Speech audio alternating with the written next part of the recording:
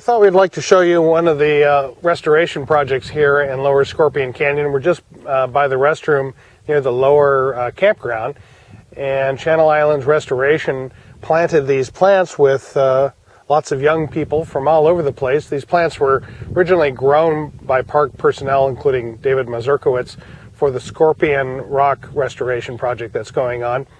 But they were kind of left over, and we planted them with a bunch of young people nearly 2 years ago.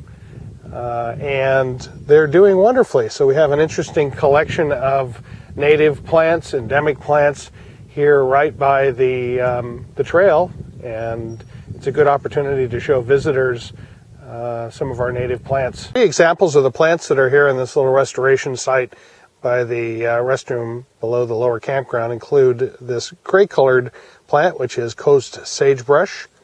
The light green plant above it is California sunflower, and the darker green plant next to it is lemonade berry. There's quite a lot of lemonade berry in this planting area, actually.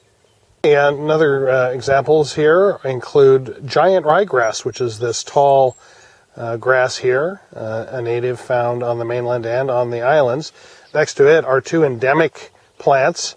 The lower one is the island buckwheat, and above that is the Santa Cruz Island buckwheat, both endemic to the Channel Islands.